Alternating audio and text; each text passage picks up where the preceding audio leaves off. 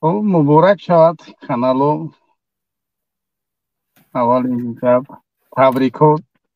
تشکر. یعنی البته اولی که تبریکم نکی بونگن که همین المازم وایشیده.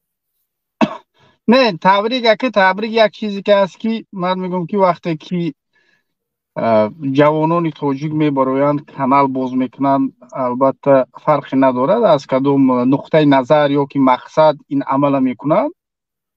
این یک فایده برای جامعه مردم تاجیک هست. البته برای بیداری مردم تاجیک یا که برای شجاعت دادن جوانان تاجیک این یک فایده ای دارد، فرقی ندارد. برای ما طرفداری رحمانوف کانال باز میکند یا که دیگر طرف باز میکند، البته که در این وقت اگر که هر دو کانال هم زیاد هم شود، طرفداری رحمانوف یا طرفداری گویم که مخالفین رحمانوف، البته در این مسئله بسیار مردم میبینن حقیقت از دو جانب.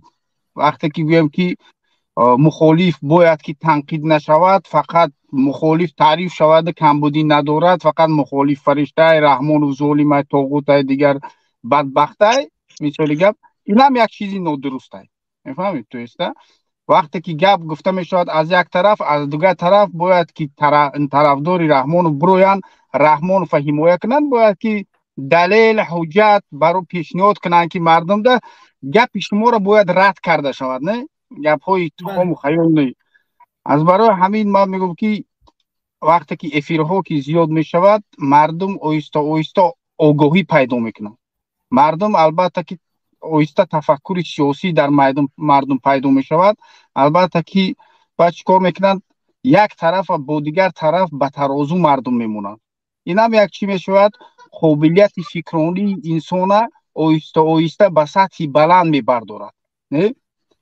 بسیار چیزهایی که هست که در بین مردم ما بحث نمی شود، صحبت نمی شود، یا که تنقید، تحقیر نه، تنقید، یا که تحقیر میدونیم حقارت دیگر چیز، تنقید یک نفر این کلا که اجازت است اگر که به تحقیر نگذارد. نه که یک عمل نادرست اگر که من کردم یا تو کردی یا برادر فرهاد کرد یا که رحمانوف کرد، اگر که یک نفر باید تنقید کند عملش که نادرست است، باید که چی باشد؟ نفری که عمل نادرست کرد باید چی خالص باشد در پیش الله اول، بعد در پیش مردم.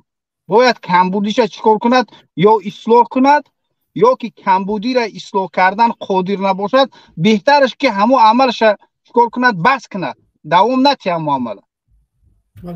از برای همین من میگم که چی نیست که طرفداری تو یا که طرفداری حسین یا که اقبال یا که ایوب یا دیگر چیزی نیست. من میگم که هر وقت که یک افیر پیدا می شود، البته این چی است؟ مردم البته باز به شجاعت یکی که مردم یک میبینن که او بچه ها هستن که افیر میکنن، گپ میزنن معمای تاجیکستان، یا که هستن نفرهایی که رحمان و حمایه میکنن. مثال گپ اینش هم شجاعت است، اینش هم شجاعت است. مثال گپ ده یک چیزی که است که شجاعت مخالفین از برای چی؟ مثال گپ یک مقصدی داره که فردا بالای مثال گپ حکومت تاجیکستان میآیند و گویم که البته حالت تاجیکستان دیگرگون می شود، به آینده خوب امید دارند، از همین حساب شجاعت میگیرند. بعضی نفرها مثال گپ شجاعتشون به چی؟ یکی حاضر امام علی هست، لیکن باز اونها هم شک نمیکنن که یک روز امام علی ابدی نیست، یک روز میره و جای امام علی باز دیگر انسان میبیاید. از برای همین این هم اونها صاحب عقل هستند. البته که در تفکرشون در فکرانشون هست که روز چی میشود. از برای همین این هم شجاعت است. از برای همین این برنامه ها چیکار میکند؟ البته که حق از باطل جدا میکند و مردم بیدار میکند. این خوب است. از برای همین من گفتم مبارک باشد. نه برنامه. تشکر برادر عزیز، تشکر که خب بعد این مسئله که یک برادر در اومد گفت تحقیر نکن، مثال گپ، البته وقتی که برنامه را که اگر که برنامه سیاسی است، همچون یک مخالف، همچون یک دیپلمات یا همچون یک سیاستمدار، درست نیست که من میگم که این оғози барномаи то аст, мисоли гап нав сар карди, оғоз карди, чизҳое ки ҳаст ки албатта шариати ислом иҷозат надодааст. мисоли гап инсони сиёсатмадор камбудии ҳокима, ҳокимията, суду, вазиру, мисоли гап раиси шаҳру, мисоли гап коргарои ҷамоат, онҳора камбудиша гап зан, чанд қадар зиён ё зулм болои мардум шуда истодааст гап зан, лекин дахолат ба занҳошон, духтарошону модарошон накун. ҳамин чиза донен ки оилара ку, оилара ба ҳамун коре ки як мақсаде гирифтен ба ӯ чиз омӯхта накунед. дар ҳама ҷомаъ мо мебинем ки сиёсатмадороне ки ҳастанд дар дунё ё ки буданд, ягон вақт мисоли гап муаммои оилавии якдигара намекуфтанд. фақат барои чи мақсад чи аст? мақсад болои қудрат омадан, ё ки болои қудрат омадан ҳам набошад, сиёсии дохилии ҳамун зодгоҳашон ки ҷое ки таваллуд шудан ё ки ҳамун давлате ки зиндагӣ мекардан, ҳамун сиёсата иваз кардан, мафкураи фаҳмишоти мардума иваз кардан, ҳолати зиндагии мардума иваз кардан. не ки якдигира мисоли гап ки беобрӯ кардану ҳақорат кардану мисоли гап таҳқир кардан. барои чи? барои ки агар ки сиёсатмадор боши, агар ки гӯӣ ки барои расидан ба мақсад ҳама чиз иҷозат аст бугӯӣ, албатта ки инсон чи аст? ман ҳамин мегӯям ки ӯ инсони бешараф аст. агар ки қимат қадрияте ки албатта ки дар ислом аст ва баъд дар урфу одатҳои мо аст тоҷико, ҳамун чизҳое ки аст ки мо медонем ки номуси як марди тоҷик чи аст? заншай, духтаршай, хоҳарашай, ҳамун хонагиҳошай. не ҳамин чизҳо бояд ба ҳамун сиёсат чӣ нашавад. ва ягон чиз гуфти Фарҳод? برادر عزیز من همین نوع بله در سیاست اولده نشن همون چیزای سخنهای قبیه دستون دیگر همین چیز همیشه ناموس شخص را در سیاست گپ زن وای نمیشه. مثالی گپ با ما مثالی گپ سیاست از نفرهایی که هستند که عزت، حرمت، قدریت ندارند، مثالی گپ یا که عمل رفتار از اونها نآموزیم. اگر که یک مثالی گپ طرفداری رحمان روید مثالی گپ حقارت کند، خب بسیار بهترش که اون نفر پایان میکنی، بلاک میکنی. فهمیدی؟ نمی برداری. با اون مثالی گپ مادری او را تحقیر کردن، حقارت کردن، نسبت خودش میگویی که مثالی گپ یک انسان بی‌ادب است، احمق است، مثالی گپ جاهل است، لیکن که به شخصیتش داخل نمیری. اینکه نواز افیر.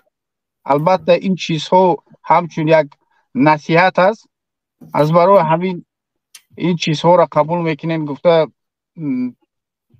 امید داریم که البته که هر برنامه ها نسبت همون امروزه مشکلات جامعه باشد. البته معماها باید یا که بحث ها یا که مشکلاتی که در اینجا برداشته می شود شخصی نباشد. البته که شخصی میگم که در نسبت های انسان هایی که امروز طرفدار رحمانوف هستند، فردا می شود که اگر که بالای حاکمیت هر نفری بیاید، ما میدونیم که اون نفرها البته چیکار میکنند؟ همون سیاست آمدگی را دستگیری میکنند. این طبیعت انسانی است. همین خیلی است. امروز با این نفر است، فردا با اون نفر است. بله. از برای همین به شخصیت نفرها باید که طرفدارای رحمانوف نگذشته، لیکن سیاست مثل گپ یا که دعوت یا که برنامه در بابت سیاست رحمانوف باشد، سیاست وزیرای مثل گپ امروزه که در تاجیکستان هستند با اونها باشد، مشکلات جامعه تاجیکستان باشد، ظلم بالای مردم تاجیک باشد، مثل گپ کمبودی مشکلات مردم تاجیک بیرون از تاجیکستان هم باید که در برنامه چیکار کرده شود، دیده برآمده شود. فقط که همه چیز مشکلات در تاجیکستان، داخل تاجیکستان قطعی که برنامه چی نشود، نه محدود نشود. باید که هر جایی که هست تاجیک مشکلات هست، مشکلات تاجیک همه وقت برداشته شود. برای چی؟ برای اینکه سیاستمدار اون نفری که البته هم وضع حالت وطن یا مردم هم در داخل چیکار میکند میآموزد، هم در خارج. برای همین قدر گفتنی شکریه بودم. زیاد برادر عبدالله.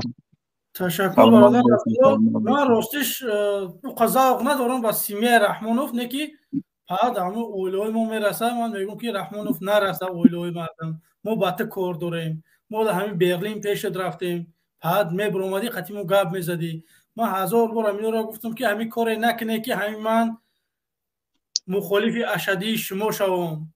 بیای پاسپورت نبودی، بیای زندگی و مشکلی ما حل کنی، زمین نبودی، کارخونه نبودی، مقصد یک چیز است، درست است، یک چیزی که است که هم در شریعت اسلام هم در کنستیتوسیون می باطل تاجیکستان یا که دیگر کنستیتوسیون هست که نفر که به بلاغت رسید، نه به بلاغت رسید، او جوابگوی عمل است. اون نفر جوابگوی عمل خودش است. البته که وقتی که گویی که یک من مثال گپ تاجیکستان میبیایم، حالت تاجیکستان را دیگر میکنم و در اونجا عدالت جاری میکنم، باید همین باشد که عائله رحمانوف به او ظلم هایی که رحمانوف میکند به او علاقه ندارد. فهمیدی؟ دختراش علاقه نداره، که اگر داشته باشد حجت با دلیل. اگر که رحمانوف فشار میکند یا که یک گویم که یک رئیس وزارت امنیت همون منطقه چی میکند، ظلم میکند، البته که اون نفر چیکار کرده شود، تنقید کرده شود، برای مردم آشکار کرده شود، نه اینکه عائله او. از برای همین ما از اونها عبرت نمیگیریم، اونها برای ما عبرت نیستند. البته ما انسان ها را چی طبق عملشون جزا میدیم. اگر که فرزندش باشد، زنش باشد، دیگر نبیره و چی باشد، به همون ظلم علاقه نداشته باشند، به اونها ما کار نداریم.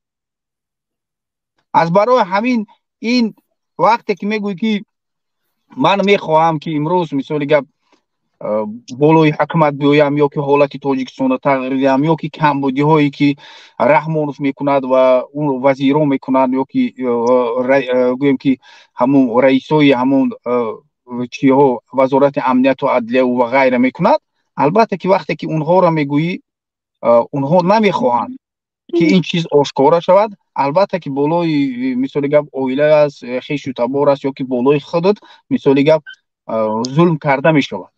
البته نفری که میبراید باید که چی میگن، باید که فکر کند در اساس فکرانی و چی با ایمان قوی به این راه براید و این چیکار کند، این راه طی کند تا همون مقصدی که به پیش مانده است. از برای همین او چیزی که اونها میکنند این چیزی بود و میماند. از برای همین بله برادر عزیز، من فقط میگم که البته که پیش وقتی که در برنامه ها مثل که اشتراک میکنیم و هم یک شخص اشتراک میکنیم، لیکن وقتی که یک راوی برنامه هستی باید که کلا که همون قاعده داخلی برنامه باشد که از همون قاعده نه تو بگذری، فهمیدی، همون چارچوبه قاعده تو بگذری، نه یک نفری که میبیاید داخل برنامه او بگذرد. بله همون قاعده برای همه. در اون وقت اگر که قاعده را هم تو هم دیگران چیکار کنن، رعایت کنن، در اون وقت عدالت میشه.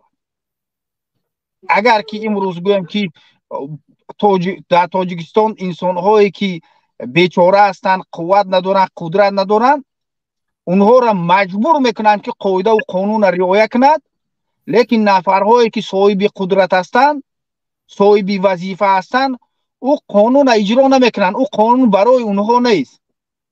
البته که در این حالت چی میشود، بین حاکمیت و مردم مسافه میشود و ناباوری میشود و عدالت از بین میرود.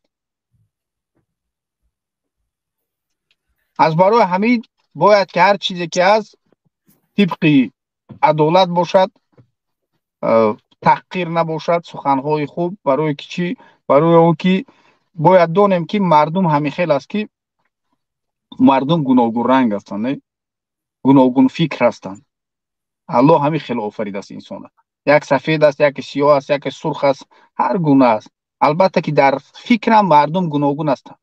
همه طرفداری تو نمی شود. حتی که باور کن 500 سومون نه، 500,000 سومون هم هر همین مردم تاجیکستان در بتیکو با یک گروه پیدا می شود که همون 500,000 همون سومون ناراضی است.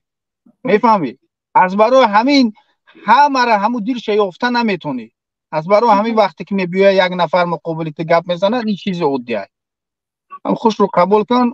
او فکرت جای دارد، او فکریت است، فکری معنی است. سلامت باشی. سلامت باشی. روز دوشنبه انشاءالله که یک برنامه میگذارم، مثلا در یک موضوع صحبت میکنیم. انشاءالله میتونه که وریچه روز دوشنبه ساعت 6 بیگه. انشاءالله اگر وقت داشته باشیم موضوع مطابق باشد، اگر برای موضوع گپ زدن اگر که آماده باشیم میدرویم که تیار کنیم دیگه. انشاءالله یک هفته شب داریم که اما در یک موضوع بریم ایس پس در یک هفته خطیه یک بار. من راستش همی چی میگن همین سند دیدم همی ستریم چخه بکنم برای که پراجکت را مونده یک بار بلیستید کرد، یک بار کارچی ناتوغوری بود. همین کاری کردم که یاد گرفتم. برای همین خاطر 2-3 روز پدرید افیر کرده شدم. انشاءالله هر روز برنامه دارم. بیایی به برنامه ما. خوب سلامت باشین دیگه. من میبرم انشاءالله بهترین است سلامت باشین به همه مردمی تاجیکستان. وقتی نماز شیده شده که بروش دیوار بریم در کسب نبکتیم و خوبتر های خوب انشاءالله. خوب تشکر میکنیم که اومده اشتراک کرده. میندار. انشاءالله. سلام علیکم و رحمت الله. برادر فرهاد سلامت باشین انشاءالله. تشکر. تشکر زیاد. خوش آمده. سلام علیکم. های برادر فرهاد. خدا نگهبان تو باشه. انشاءالله تو برنامه آینده انشاءالله که خیلی شما هم تیک تاک داریم که دیگه مردم که لایک مونده لایکاتونو بگیره. تشکر زیاد. من درباره لایک و قضا ندارم بگم. همون انسانایی که مونده کو تا حاضر با اون لایکاتو بگیره. اما لایک در کار نیست. من به خدا خاطر لایک هم نشیشتم. با من گفتم در سرش که بچه‌ها کسانی که میدروی لایکاتونو بمونه من میستم خبرتون میکنم که بچه‌ها لایکاتونو بگیره که من افیر میکشم. مثال اون لایک برای نشان دادن همین در یوتیوب آیا پروس رکلامش میکنه. من اگر به خدا همین یوتیوب اگر من یگون سنبتیان من به خدا نمیت لباید بیا بگو که من ابته همون سوما من میتیمم. تمام به خدا پل یوتیوب در کار نیست. نه خاطر پلم نبر اومدم. باقی خدا نگهبان تو. سلام علیکم. خوش